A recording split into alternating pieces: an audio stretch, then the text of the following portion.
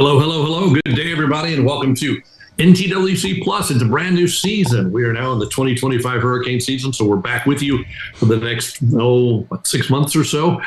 We've been away for a little while, but we're back and ready to hit it with this hurricane season. It's already upon us. It's amazing how fast it comes back. It seems like the 6 months between seasons goes really quick, and then here we are trudging through the next 6 months. NTWC Plus is back for another season. We're glad you're with us. Bill Reed is back for another season, former director of the National Hurricane Center. Good morning, Bill. I trust your off season was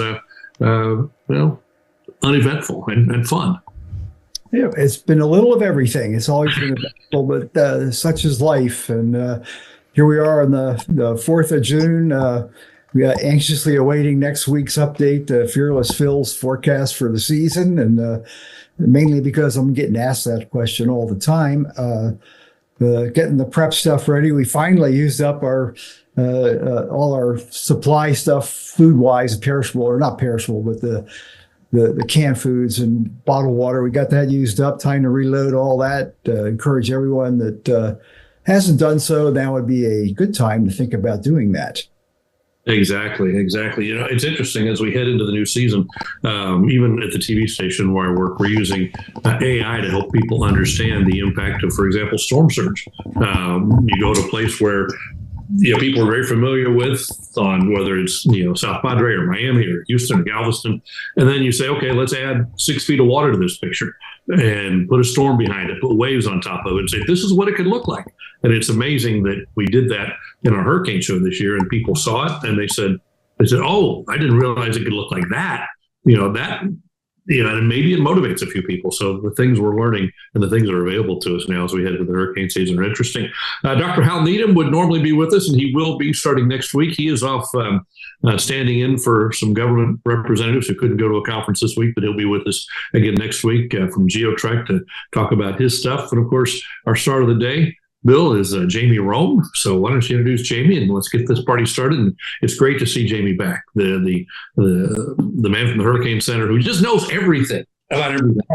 Yeah, I'm pretty well convinced we ought to have Jamie as part of our marquee list. He's been to virtually, if not all, I'm pretty sure you've been to almost all of our Padre Island conferences, and we have you every year in the past talking about storm surge, and in the last few years talking about all things NHC. And of course, I've known Jamie since he was a fledgling hurricane specialist when I showed up at NHC, and I decided to ruin his life by selecting him for the storm surge job. And now he's promoted on to the deputy director there, trying to keep all the lines taut and see what happens every hurricane season. So, Jamie, welcome to the show.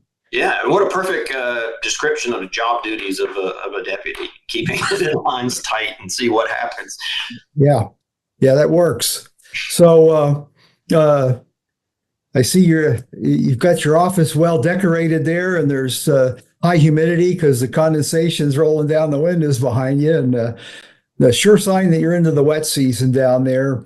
I kind of like to start off with this time of the year is now that you guys have had a chance to write your TCRs and think about how the things worked last year. What are some of the key lessons learned from the storms we had last season? With the new cone was shockingly successful. We opened that up to not only really targeted polling with our media and emergency management partners, but we also had a public survey available that anybody who was interested could go fill out a survey. And across the board, the approval ratings for the new experimental cone was about 96%. Now, you couldn't get 96% of the population of people right now to agree on anything, much less be positive about it. And so I think that was like a huge, flashing red light, for us that this was the right direction, in continuing this sort of, evolution towards shifting away from the legacy communication styles of the cone and the Saffir-Simpson scale. Yeah, that I can add a little of that to just knowing what the product is and what you were trying to do. It's the the first reaction when I would pull it up on the screen, it would not be looking at my mind would automatically in the old one draw the skinny black line. Everything we tell people not to do. It's just natural tendency. And with all the inland impacts highlighted in there, that's what my eye is first drawn to. And that was by design. And, we worked, as we did when you were here, we worked with external experts to design it with that user experience sort of in mind, to create that sort of natural organic reaction to it. The bright colors, obviously contribute to that, and other design aspects of the new experimental cone contribute to that. Cool.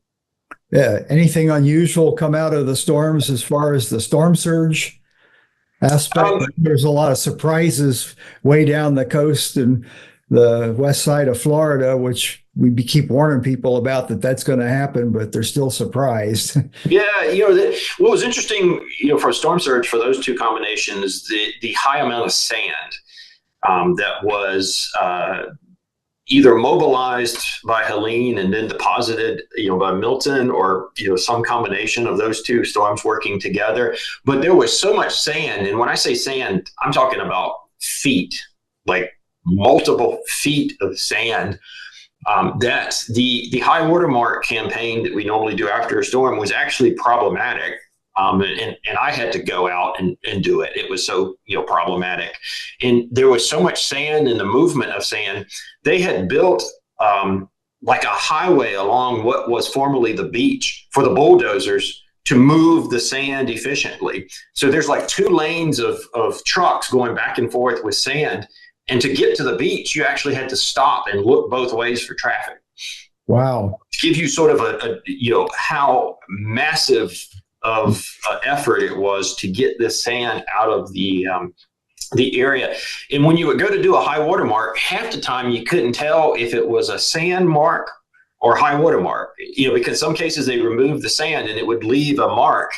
And it was the most unusual thing I've ever seen in my years of post-storm surveys. That would be interesting to pick the brains of people whose expertise is the types of sand and what happens to it in rough seas. Probably not a whole lot to do that, but it's different. That's for sure. I was in Clearwater in the end of November, and I saw there was still a lot of sand in the buildings that had gotten flooded where they hadn't done any mitigation yet. And now you explained to me why I was seeing that. There was too much to be removed that they could do it all at once. Yeah, the other interesting thing about the West Coast is it's a doggedly difficult place to forecast. And from a communication standpoint, it's really hard, because it's one of those situations where if you get hit dead on, the surge is 15, 20, 25 feet, right? But if you narrowly miss, it's not much. And so, or in some cases, a blowout, right? Because you're on the other side of the storm.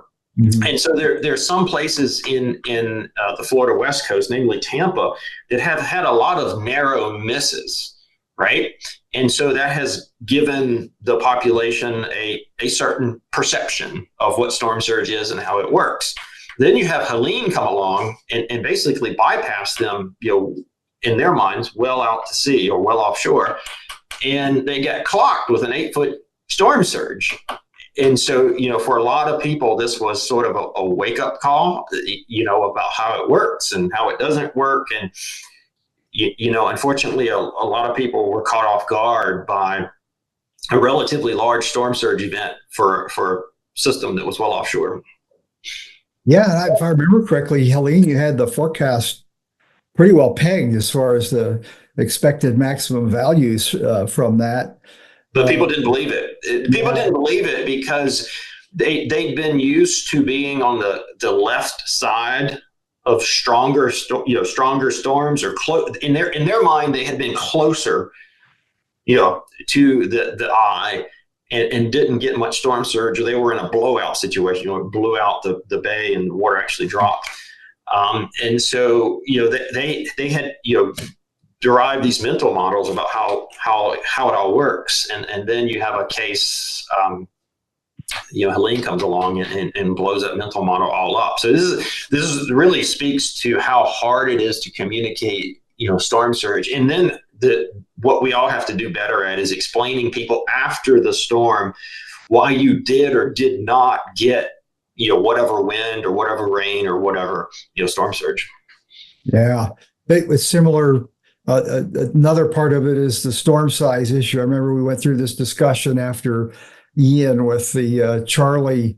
A lot of people expected a Charlie type experience and got twice the storm surge and were surprised. Yeah, and this is the part that doesn't get discussed enough. And as a community, we tend to be, as a community of weather communicators, we tend to be over focused on track, and track is important. But when it comes to the actual, hazards or what people experience or how they experience it, storm size and storm structure is as important, and in some cases more important than track. But you don't see it get nearly the hype and the coverage.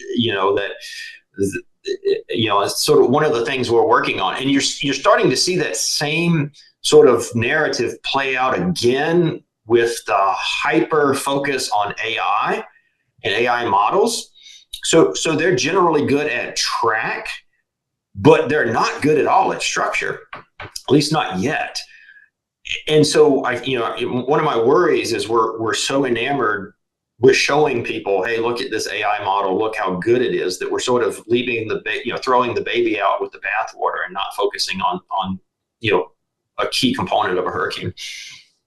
Yeah, I would guess if you got into the weeds on verifying it, that the improvement gained by an AI probably doesn't reach anything significant until you get way out in the outer time frames, if I understand what I've been reading about it. Yeah, like most things in life, it's nuanced. AI is skillful in some components of track forecasting, and we're still evaluating that because everybody who develops a model says their model is the greatest thing since sliced bread. But where's the verification? And it has to be like a uniform, consistent verification approach. So we're working with the large community to verify some of these newer AI models, and the early indication is they provide some skill in track.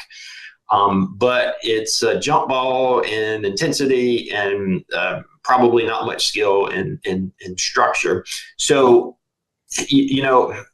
they are a new tool and they're going to help us to make forecasts better, but they're not quite the benefit, the hype and the benefit are not, there's more hype than benefit to your point. It's still in the marketing phase. The back to the size thing, even on the smaller storms, it really plays a role. I mean, Beryl, the structure aspect, it was intensifying up to landfall and growing in size, and people were surprised at how widespread the damage. Even though it was relatively minor damage, very little structural, the damage it did to the tree canopies and therefore the power system over here. All the blame was laid on the power company, but the next one that comes in on that track and in that format with a little higher intensity will be right in the same boat. Yeah. This sort of speaks to we're all trying to do a better job of convincing people to focus on the size or the structure. From a science and technology or research perspective, trying to get more focus on predictability of structure and size, because it really determines the user experience, meaning what you get. You've seen this before. Not all Cat 1s are the same, right? You get a very different user experience depending on where it hits, the structure, the vulnerability of the area. And we haven't been able to communicate that. We say it's Cat 1 or forecast to be a Cat 1.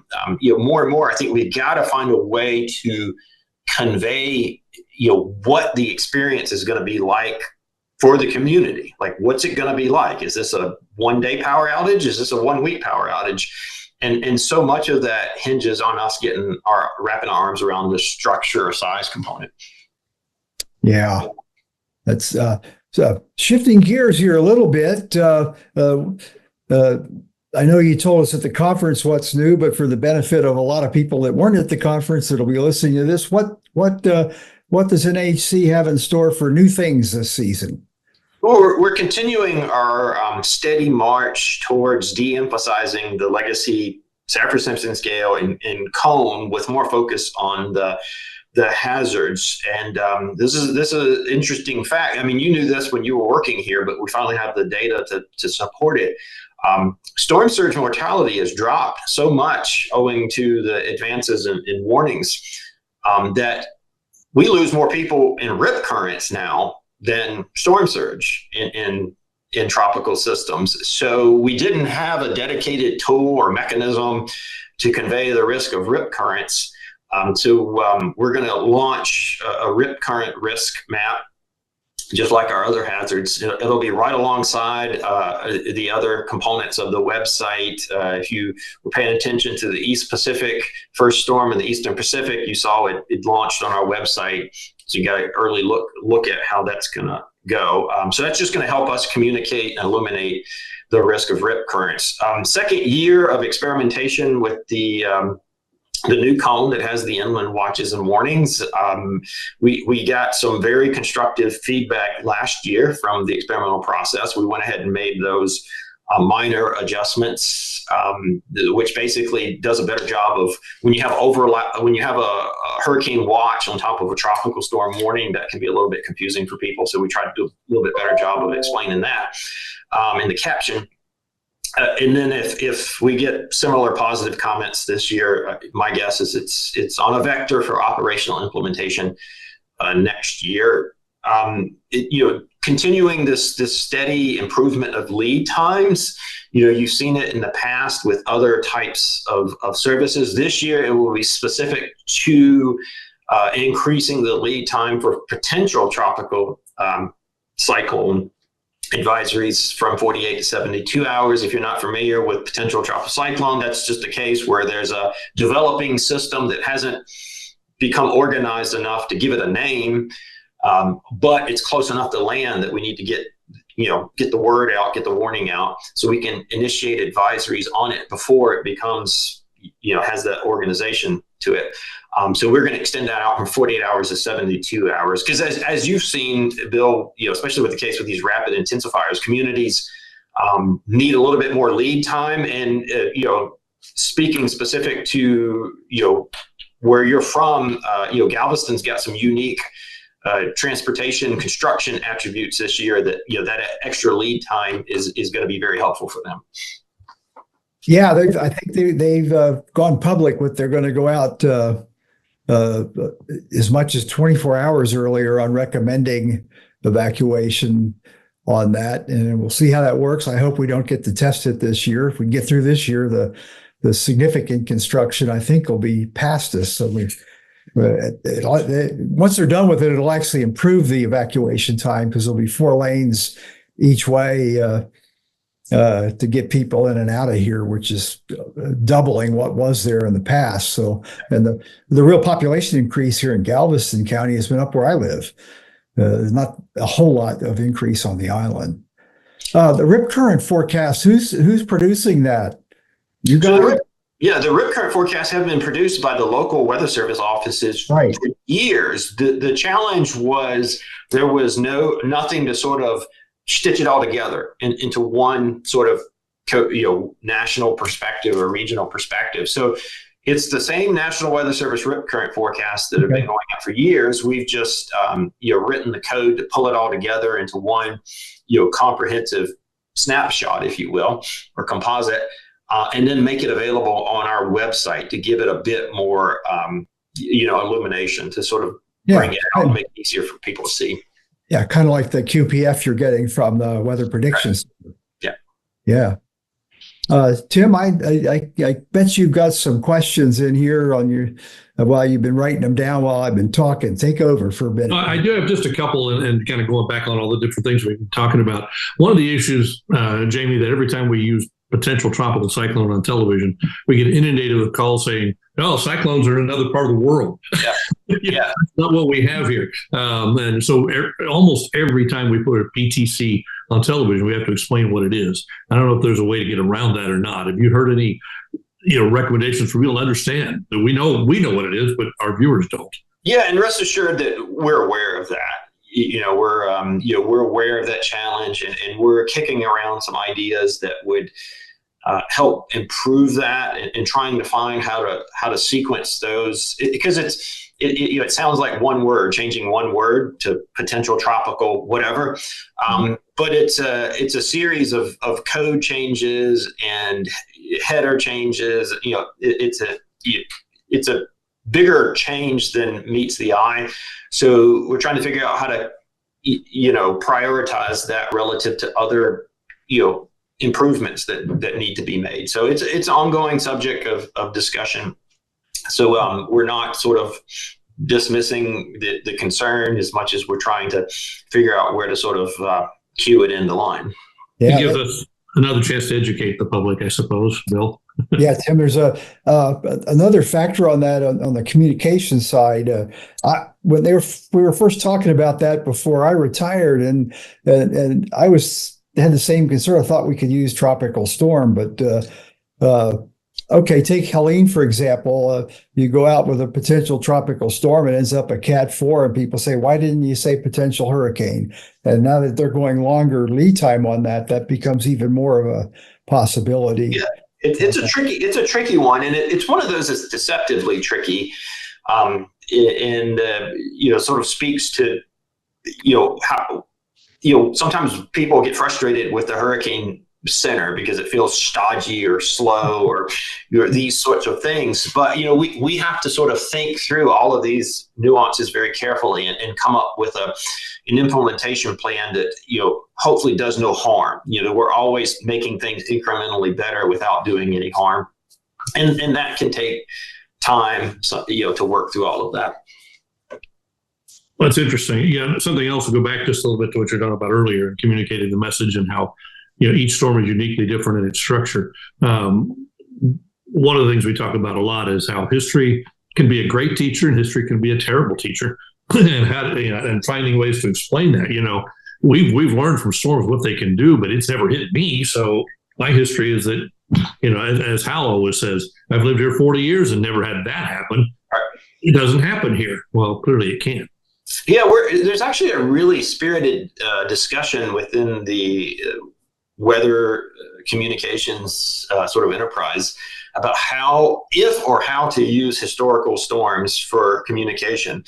And I think everybody's gravitating to the proverbial yes, no, binary, all or nothing, and it's more nuanced than that. Placed in proper context and with proper explanation, the historical storms can be a way to help people personalize, to understand and personalize and envision something that's very difficult, but not placed in proper context.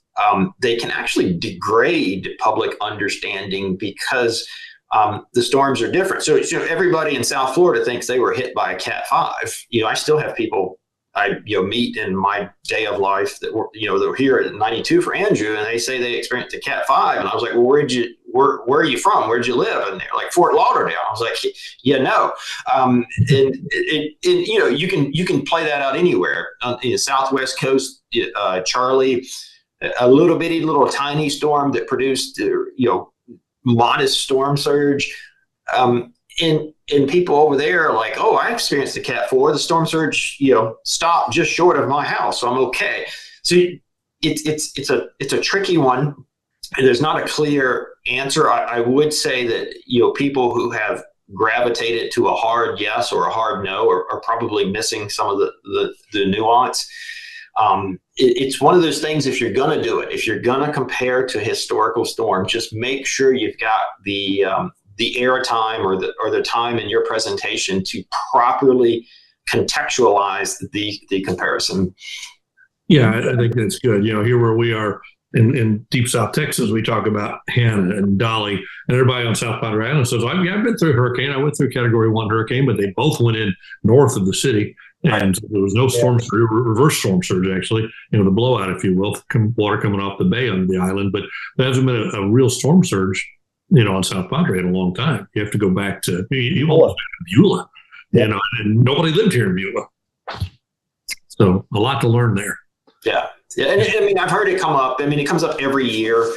Every year there's a storm, where there is a debate over what was and what was not communicated. And it tends to come up in that sort of context. And the other thing too, we have to realize is that population is not static. It's moving around quite a bit, especially where Bill's from, huge population growth. Some of these people weren't around for the last historical storm, or the historical storm is so far back in time that, its use may be limited. So it really depends on the situation. It's not a one size fits all. Let's talk about the sponsors real quickly, then we'll get to some questions from some of our listeners and viewers who have been sending questions in. So let's first thank our sponsors who are here once again this year. We're so glad to have everybody back. We'll start with USAA. USAA has been a part of the National Tropical Weather Conference and all we do at the Storm Science Network for many years, and we appreciate USAA for all that you do. It's such an important program, helping get the word out about the hurricane season, all the threats, everything that goes along with it, all the hazards, and this gives us a chance to say thank you to USAA. The South Padre Island Convention and Visitors Bureau, hosts of the National Tropical Weather Conference. South Padre Island, we're there every year in the month of April, and pretty much everybody on this call has been involved in that from the very beginning as well, and we appreciate that so very much. The Weather Company, part of what we do, providing graphics for a lot of TV stations around the country.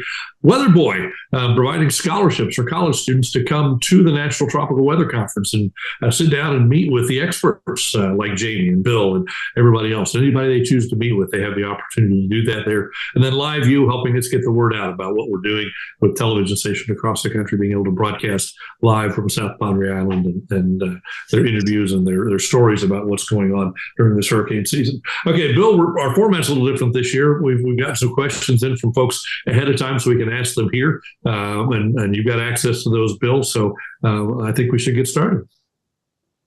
All right. I think we're supposed to pop one up on the screen. Is that correct? That's the way it's going to work. There you go.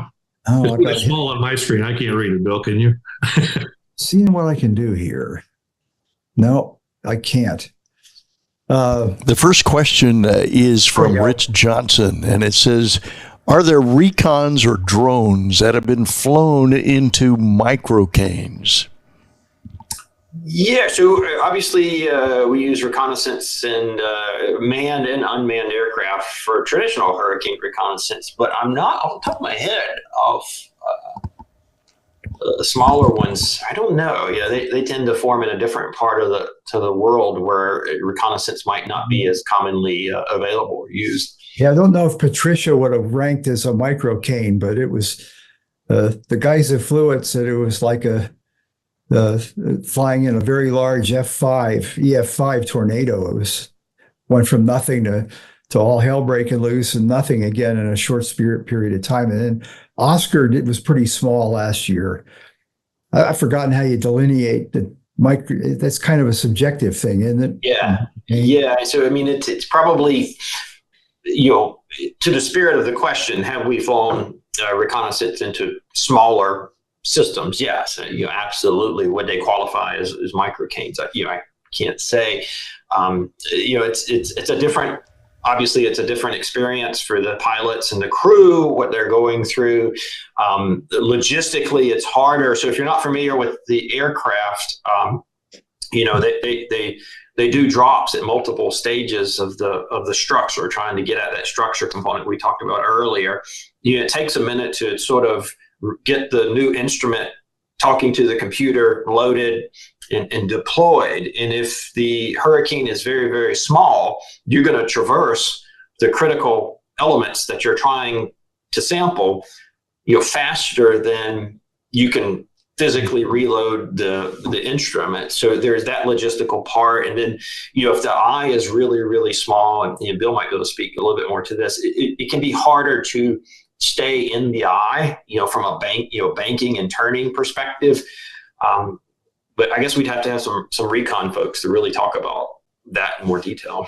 Yeah, we'll have them later this year. Let's remember to do that, guys, and ask them when we have the 53rd guys on board. Absolutely. Okay, another question, Alex. That's the voice of Alex Garcia, by the way. Yes, in the background here, the technical director. All right, here's one about ground truth, and it says it's from Rich Johnson. He says, "How should meteorologists reconcile the often significant difference between the observed ground truth wind speeds and the higher official advisory wind speeds in landfall tropical cyclones, particularly in terms of public messaging and risk communications?" This is actually a really good question and speaks to one of the areas we're trying to make advances going forward. So, it's a good reminder that the official wind speeds are sustained, open marine exposure, right? And then obviously the storm comes on land and you've got friction. You've got all these sorts of, that starts to wind down. And then you've got the limitations of in situ observations. All of that leads to observed wind speeds that are often perceived as, less than the official, either forecast or the official advisory or the official post-storm intensity.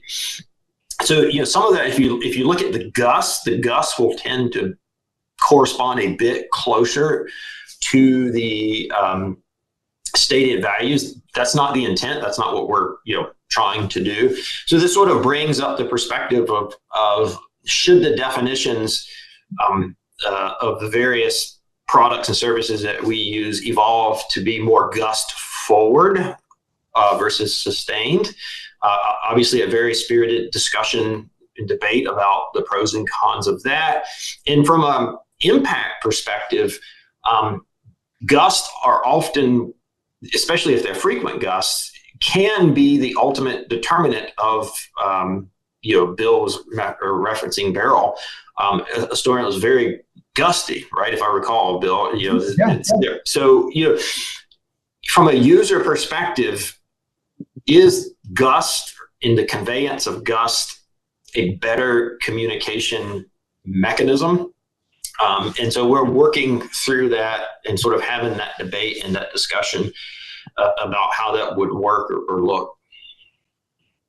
Yeah, that is interesting. The whole issue of wind never goes away.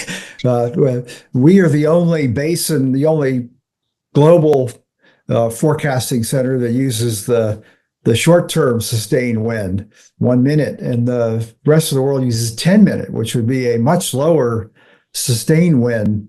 On the other hand, they get with a much higher range for gusts. And I always get the blowback from the people that understand the engineering aspects and wind codes and things like that, where our structural codes are for a 3-second wind, which is by our forecast would be a gust. Right.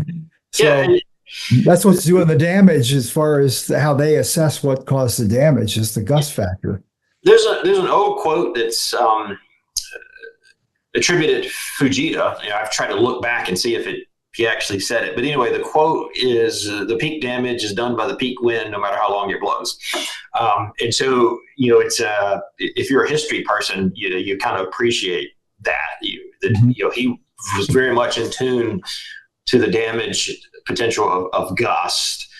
So it's a really good debate. We're sort of having the debate is how to best communicate the wind damage potential. There is one more factor that leads to the discontinuity that was the spirit of the question, is the Saffir-Simpson scale is the peak wind anywhere, like anywhere in the storm. And it's usually a spot wind, right? So it's probably, that particular wind might be at a location that's a very, very small component of the storm that may or may not be realized on land, right? And so you put all of those things that we've talked about, the gusts, the open exposure marine, the 1 minute sustained spot winds, you put all of that and superimpose it on land, and you're inevitably going to end up with situations where the observed winds are perceived as less than the the stated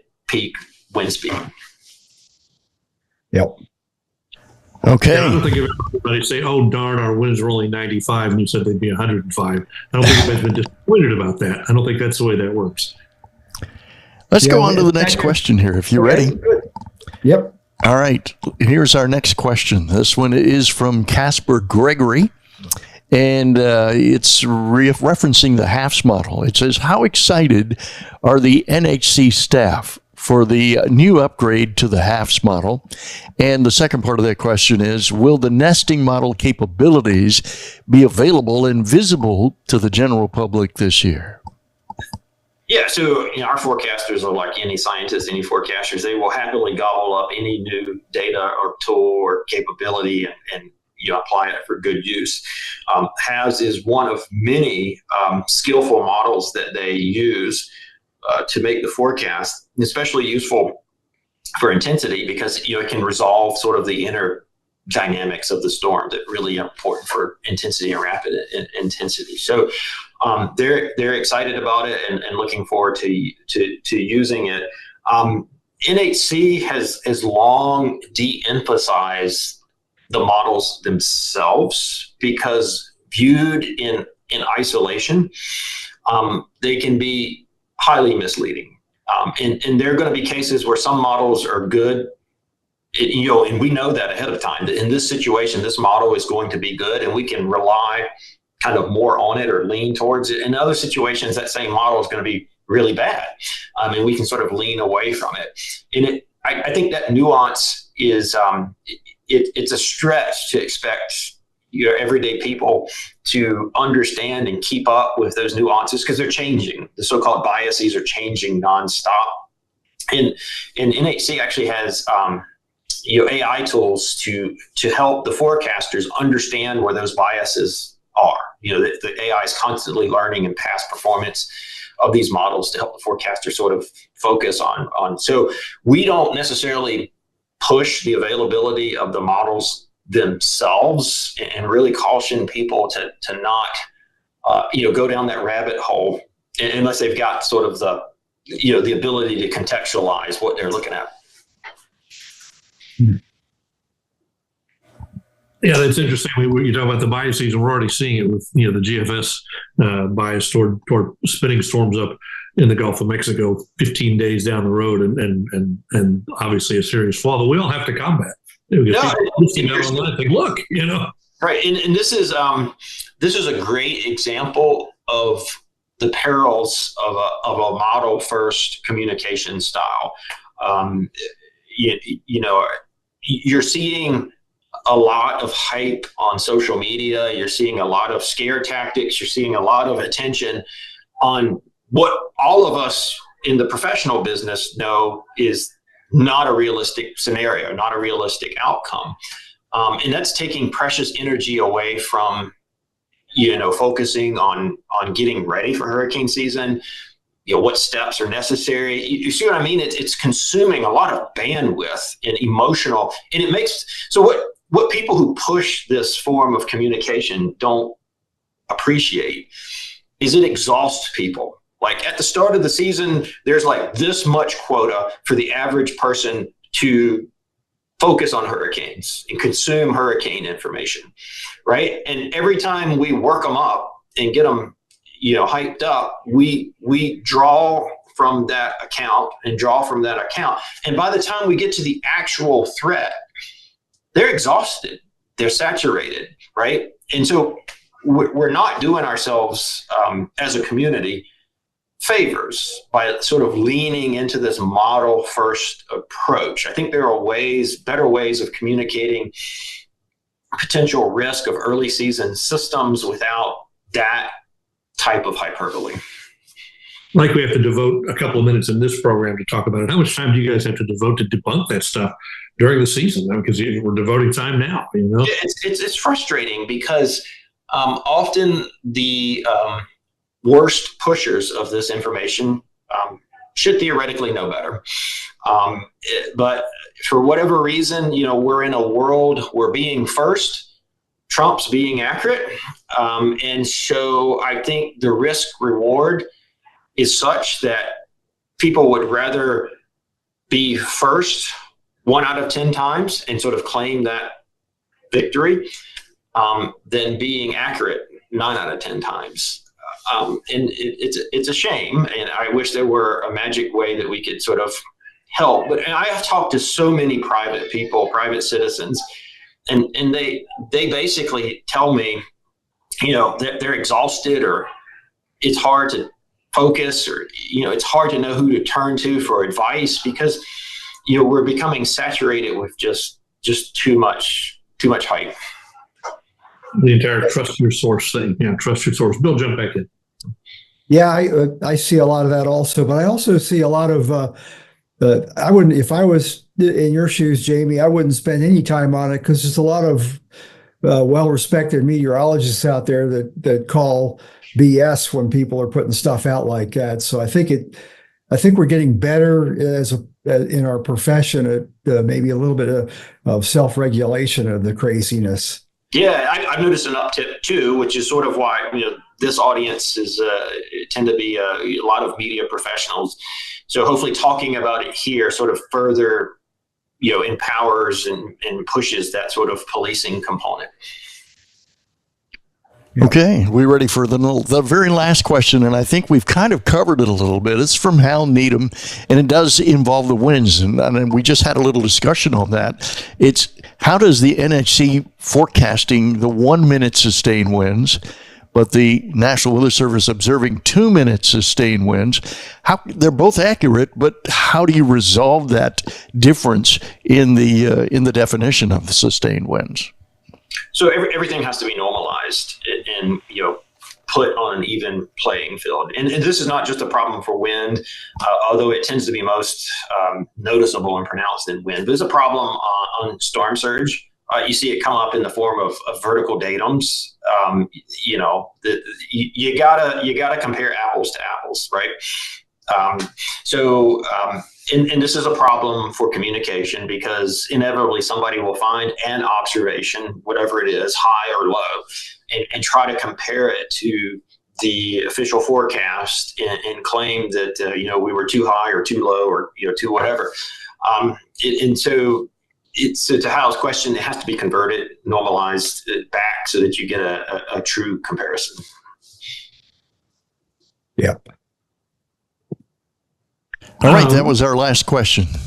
Okay, well, I found one other that I had been asked by people, and given the improvement in the forecasts and whatnot, is any timetable that you're looking at for extending the official forecast out to 7 days?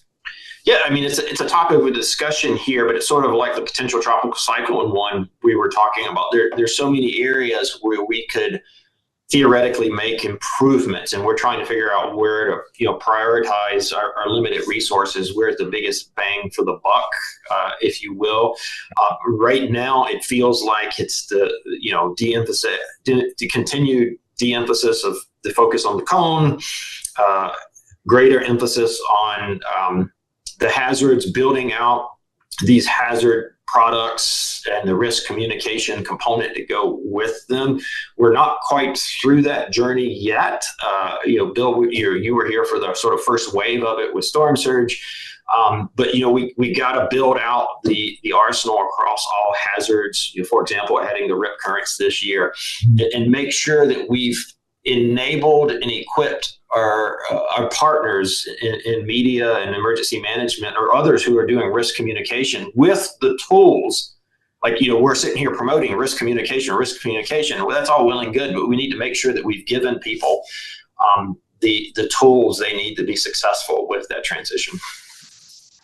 Yeah, I'd always remember what I would balance the going farther out in time with is what actions you expect people to take if you go farther out in time. And when I'd ask people, the answer would be nothing. It's not inside their time list. There's probably some locations that are so difficult to prepare on a community scale that they need that kind of lead time. But for the most part, no. We talked about it earlier, the exhaustion factor. If one of the cons, there are many pros and there's many cons of the potential 7-day forecast. One of the cons is you're sort of hyping people up, before it's time to take action, right? And people will argue, no, you're informing them, or you're filling the void that is often consumed with other sources, what have you. But you're also sort of getting people, you're expending that energy, that emotional energy of the public without an attendant action that goes with it, to Bill's point. And so, it's one of the things we got to continue to work with social scientists to understand where's that sort of balance, that happy medium in those two competing forces. Yeah. Oh yeah, I know what I was going to ask you about. I like the way you've gone to the coming on social media to do the updates on an approaching landfall. I think it works very well, is well received. Any changes in that area, or expansion into other media and whatnot that people might need to be aware of? Yeah, and we're really excited about it. We were testing some of it this morning, actually. And I'm going to take a page from the media playbook and say, stay tuned. You're just going to have to wait to see it. But there are some changes coming there. And to the astute viewer, they probably noticed some subtle yet impactful changes to our website, hurricanes.gov. There might be a few more of those that are going to trickle during the season. So I would say, stay tuned and see what comes. Yeah. Just request is, and make sure the first one you do is not coming up my doorstep, because I won't catch the subtleties at that point. It is funny, tell a story. I was in charge of sort of spearheading the initial live streaming, social media, that whole, basket of things. And we were really, I didn't know what I was doing, and we were really bad at it at first. And, you don't just call, well, you guys in media, maybe, there's nobody to call and say, hey, how do we do this? That type of thing. And so we had to sort of find our way through it. And I sort of laughingly called the first few versions the Blair Witch Project, because they were just, the audio was bad, the lighting was bad, it was just, not good. And now I look at them, especially some of the newer things we're going to, tease you with it today that we're going to sneak in this season. And they're so much better and so much slicker. So it's been so rewarding to sort of watch that evolution of the staff get really good at this. Yeah. Did traditional media even come to the building anymore, or is that all done remotely? It's really fascinating, Bill. It's a great question. The way people consume media is changing. I don't have to tell you guys this, very, very rapidly. And the way things were when you were here is clearly evolving. You remember the media pool, which was one of the primary dissemination systems. When you were here, it's still important, but you can tell it's shifting, pretty quickly away from that type of dissemination approach. And so the challenge, and this is something I'm sort of working on, is how do we find the right new thing, to keep NHC relevant and make sure the information is flowing. And I'm sure you and the media are sort of grappling with these same challenges. The world is just shifting so quickly. It's hard to know sort of where to go and where to focus. Yeah. Go ahead, Tim. I say it is a unique challenge in so many ways. We appreciate you guys doing that and making that effort to keep up and be available to all of us in the media when the time comes, whatever it may be. So we spent a lot of time on messaging today and where we're going with messaging and how much that has changed in the last 5 years or so. We've also seen, forecasting, the forecast continues to improve. Let's talk about the forecast specifically for a second. And we know that the track forecast has gotten better. The cone has gotten smaller. Where do you see that going? Both cone and intensity and impact forecasting. Do you see that improvement continuing on that steady upward climb? Yeah, track it hasn't yet reached it's nearing the point of the limits of predictive. We start to get diminishing returns. So it's sort of plateauing based. We had huge improvements over the last 10 to 15 years, and we're probably 5 or 6 years into that same type of quick improvement on intensity. So it's still got a little bit more room to go. The next big thrust so if you look at sort of how government plans and prioritizes research and that sort of thing, the next big thrust is structure and size, like we talked about earlier, because it really is much more important than anybody realizes in terms of getting to the actual real world impacts, what an average person experiences on the ground. Which the reason that's so important to us, it's not just a strategic planning exercise. It's really important because social scientists are telling us that the next frontier in risk communication is not only personalization, but localization of the risk, meaning the person has to envision their home being threatened, right?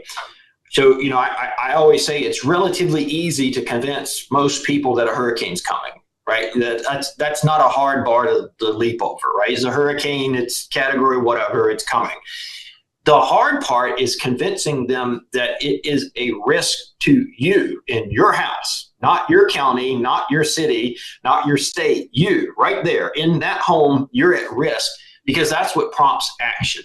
Right, this localization and personalization of risk is what prompts action. But in order to get there, obviously, the fidelity of the forecast, especially the hazards, has to improve significantly from where we are today. And the only way to do that is with this improvement in structure and in size. So that's sort of the next great frontier that we're striving for from a if you want to get inside the strategic planning component of all this, that's where we're headed to next. Interesting. And then one other question that actually came to me. Somebody asked about rapid intensification, RI, and we're seeing more of it, but it seems like we've seen it more pronounced in forecasts the last 4 or 5 years that we're seeing this. We can predict it better than we ever could before. Yeah, it's funny. I was talking to one of the older forecasters, of which I'm one now, and we were laughing. And Bill, appreciate this. Back in the day, you didn't predict rapid intensification. The standard rule of thumb was if the environment looked good, you would increase the intensity in the forecast by 1 T number, and by T number I mean Dvorak T number or Dvorak number per day, right? And this forecaster was from the Westpac, and he said, yeah, we did 1.5 because the Westpac is known for more quick intensification, and so we were sort of like reminiscing about the old days. We couldn't forecast nor communicate what you have seen over the last 5 years. With the forecasters now are not only tiptoeing into this rapid intensification, they're explicitly forecasting it and confidently communicating it. And for those of us who have been around long enough to contextualize it, I mean, it is a fascinating in evolution of science and technology to see how quick that ability, because like when Bill and I were working together, intensity was always this thing. It was like, will we ever crack this nut? Right? There was always some new tool every year that we thought was going to get us there, and it never quite materialized or got us there. So intensity was always like this elusive component that we can never capture. And then if you look at the last 5 years or so, the forecasters have really punched through on that front. Yeah, so our hurricane forecast improvement program has come to fruition in some aspects. That's great. Yeah, and we can easily tie a direct line to that. And if people are not familiar, hurricane forecast improvement was a congressionally mandated and funding sort of moonshot, if you will, for lack of a better term, to get after intensity. And your tax dollars hard at work.